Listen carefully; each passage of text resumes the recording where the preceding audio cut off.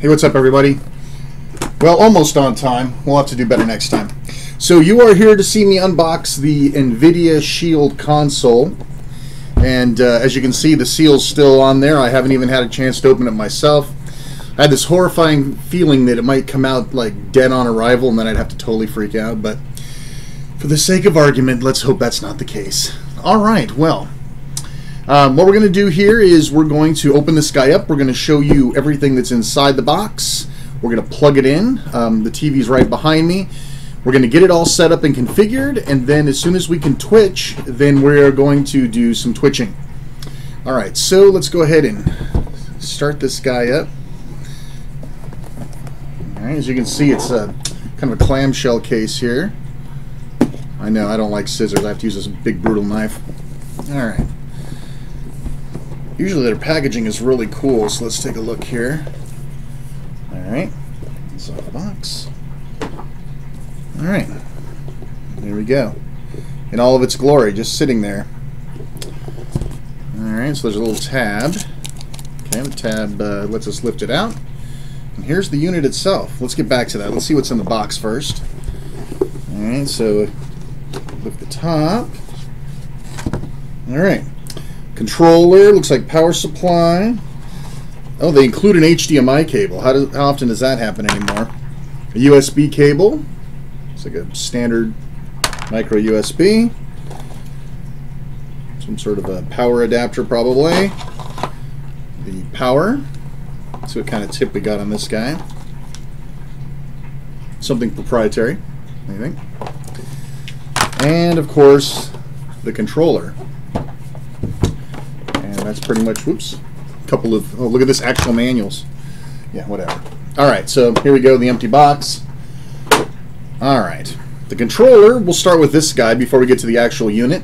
This looks exactly like the same controller that was included for the Shield tablet. As you can see, it's nice and big, good for big hands. I'll take this plastic off of here, though. There's more plastic underneath. Anyway, this is a very nice controller. It does not have rumble, which is the first thing that a lot of people complain about. But as you can see, it's got two nice analog controls, your standard button arrangement, your D-pad. It's got a couple of special buttons, including an NVIDIA button on the middle. On the top, you'll see your standard triggers. They feel just a little bit different. The shoulders, you have your USB charging port here. And a headphone jack, which we're going to find out. Of course, the only thing I did not prepare was a set of headphones. We can solve that problem. Then here, this little guy, this little guy here simulates, I believe, a mouse roll, if I remember right. There's a little sensor in here. This tape is kicking my butt. It looks like it's got a partial charge. And there's a little sensor in here that acts like a scroll wheel. And then this is a touchpad with a push and click for a click, and then the volume controls plus and minus are down here. So it's really a full-fledged controller. I mean, it's got everything on there, and as you can see, it's blinking trying to sync up to something, which there's nothing to sync up. Alright, so here's our power. Looks like we have the standard power adapter. It'll include what you need to get started, which in my case is a US power plug. And it just slides in. There you go. Pretty straightforward. I'm going to cut this paper. I've set up all the plugs I hope we'll need. We'll see. Alright, so it's pretty good size. I'd say probably 6 feet total. That's good. Alright. And then we have our USB, which I'm assuming is solely to charge the controller. Again, about 5 feet maybe, 5-foot cable there, good. And then HDMI. Now this is supposed to be a 4K certified cable. I don't have a 4K TV. Looks like maybe a 4-foot cable, something to that effect. Very durable. It's very high quality. That's probably why it's like 4K certified. I'm not an HDMI expert, so I don't know what to tell you. All right, so we've got this. I've actually got my own HDMI plug sitting right here, so we're going to use something standard and not use the one that's in the box, which will probably prove to be our undoing. Alright, so next up, let's look at the unit itself. Here along the top, it looks like we have a power button or power light. It's got a plastic cover on it to protect the plastic. We'll take that off. All right, and then some other piece of protective gear. All right, so this is it. It's very, very small. I'm gonna give you guys a really good look at it. It's heavier than I thought it would be. It's pretty hefty. Looks like all the plugs are here on the back where they should be, and micro SD. Looks like maybe a micro USB, 2 USB 3s, an Ethernet, HDMI, and then I'm not sure what that guy is. I don't know. Recognize the symbol. Nothing on the sides and nothing really on the bottom. Pretty nice little self-contained unit. So I was looking for something to open up to put a hard drive in it, but I see none of that. I'm trying to figure out where they would put a hard drive in this thing anyway. As you can see, it's very, very thin. I have a basis of comparison. Here's a 3DS XL, and here's the...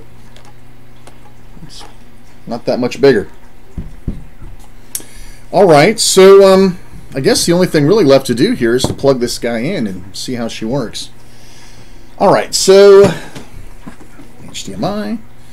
Once I can get this guy online and I can Twitch with it, then that's interesting. No, never mind. That's my cable. I was saying, why does it have an Amazon cable? But that's mine. All right. It's amazing how this plastic sticks around. I'll be finding this for a week. Look at this. All right. Get some power here. So some juice.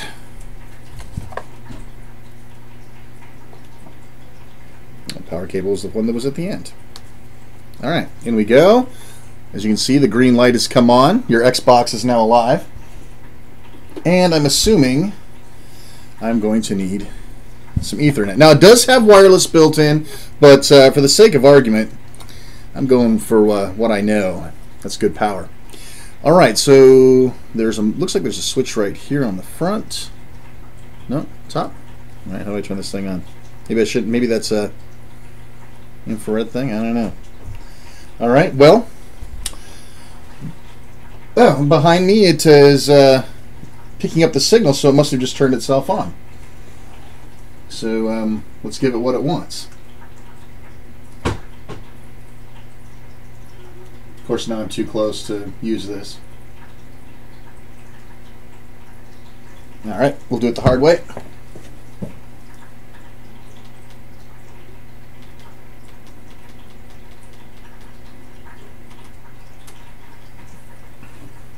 All right, let's see what we got.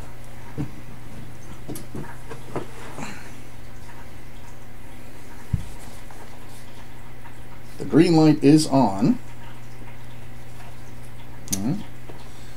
And I guess it's possible I have the wrong HDMI port. Let's try this.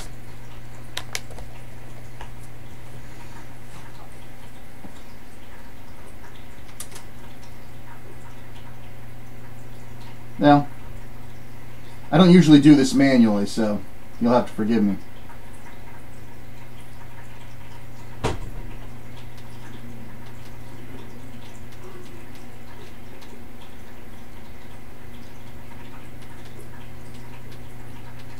We are experiencing technical difficulties.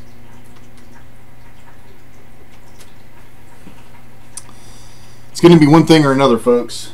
Hopefully, if it's not the unit, then we're in good shape.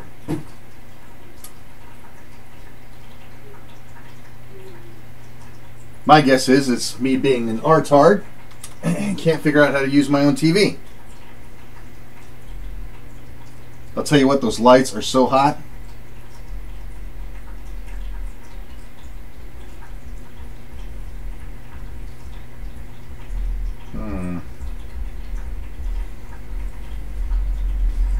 Next, we'll be unboxing my television instructions.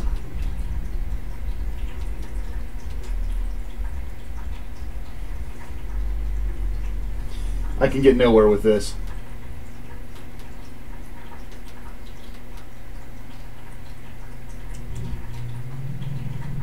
This is not the unboxing you came here for. Alright, well, there we go. Better late than never.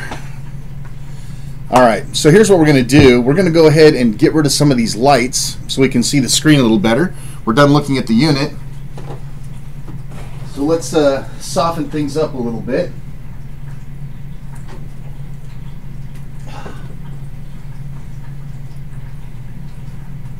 Something a little more natural. There we go. And the controller already synced up. Don't worry, I know this isn't the best quality in the world, but you'll have to bear with me. Alright, so first thing we have is a selection for choosing your language, connecting to Google. What I should have done is had a keyboard handy.